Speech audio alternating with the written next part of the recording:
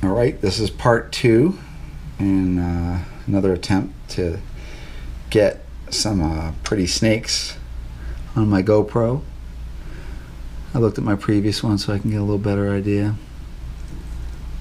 This is, I guess we're going to start looking at some yellows and stuff like that. So this would be like a Inferno Lucifer, and this is just, that's really nice. I really like this a lot. I don't really know how to improve on this so much. The colors are just great. I'm trying to just using some power compact lighting, and it's not really making the colors pop. So, you know, when I'm taking pictures normally, you get more vibrant colors, but still gives you an idea. And if you breed ball pythons, I know your imagination is really good. So let's Orange Dream. Obviously I love Orange Dream. Here's a little bit of Orange Dream. My Orange Dream stuff mostly is coming a little bit later, but this is just what a funny gene. How just what it does, cleans things up and just really makes things pretty. So like Fire, Spider, Orange Dream, Yellow Belly, all posset pied, breeding pied into all my Orange Dream stuff, just to ramp it up a little bit.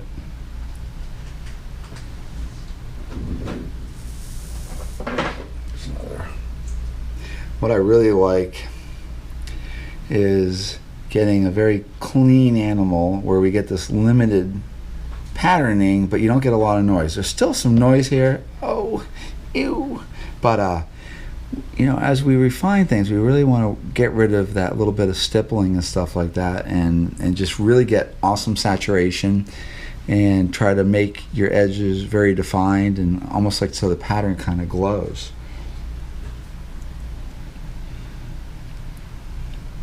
I really like the heads you can get with the Orange Dream stuff, just especially if we combine it with like malum and different things like that. It's pretty cool. So Orange Dream, Fire, Spider, that one could be Enchi, really pretty.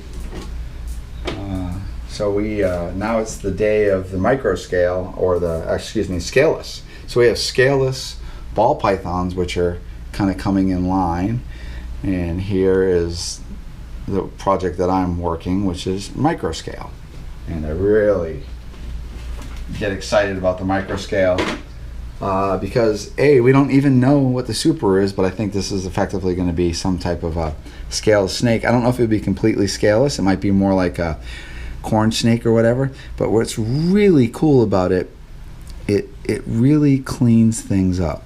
And this one's just like an Inferno Enchi micro scale, and this one's like really losing a lot of scalation on the face. You may notice, if you can see this, it really doesn't have the heat pits anymore. So we're kind of just the hets, which this is a het for something, you know, if we're doing incomplete dominant, we'd expect a super, a full homozygous expression of the gene, and completely scaleless or partially, you know, scaled, but mostly scaleless. And if I touch it, it totally feels different. This is smooth. This one's very, very pebbled. And this is just, you know, non-micro scale type snake.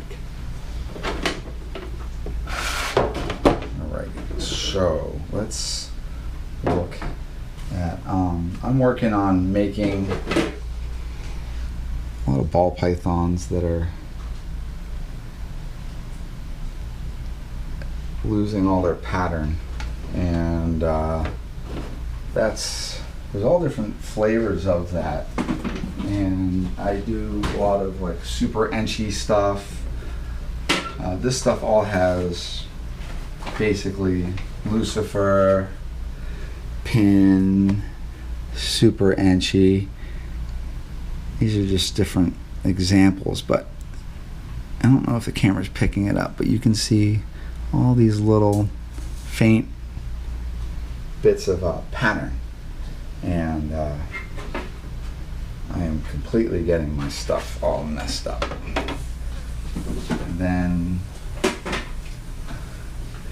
we can get other patternless So not, you know, not completely patternless, but we're just throwing on a lot of genes where we're overriding the normal dominant type look of these snakes. And this is when we start doing Orion. So this is super stripe, hidden gene woma, pin, enchi, pastel-y kind of stuff. But really, really nice. I like that a lot.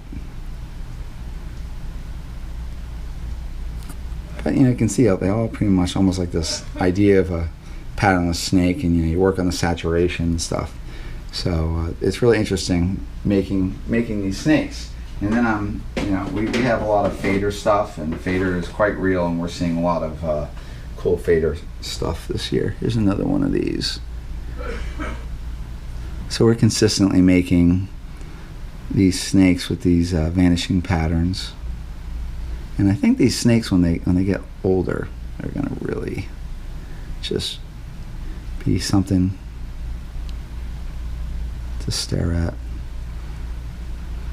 I guess the trick is, you know, initially the trick was, you know, make these snakes that so as soon as they're born, they're just mind-boggling. But now, as you know, we've kind of mellowed and stuff like that, and so we're now really starting to refine what we're doing. So a snake like this, as this snake grows, this snake is gonna really kick it up and be something dramatic to look at. Very, very nice.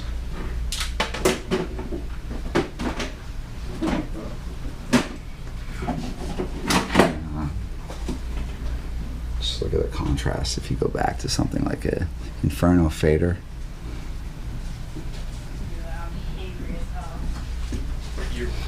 Hangry, it's a real one. That's Tara. Tara's got a big mouth. She likes to talk a lot. We're getting back towards. Here's Lucifer, pastel, bling yellow belly fader.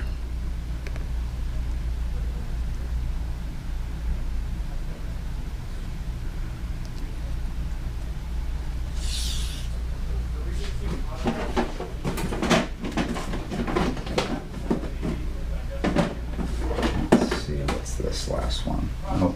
So here's hidden gene woma, enchi, fader. It's very, very soft looking.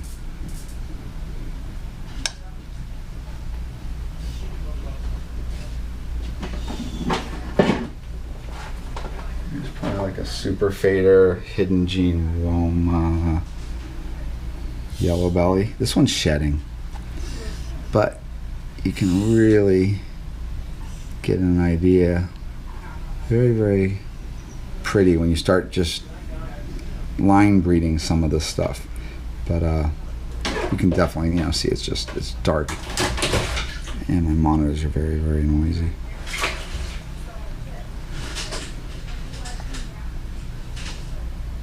A little ivory something.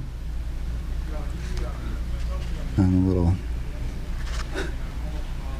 help. There's a monster. All right, so I think that will wrap that up for number 2.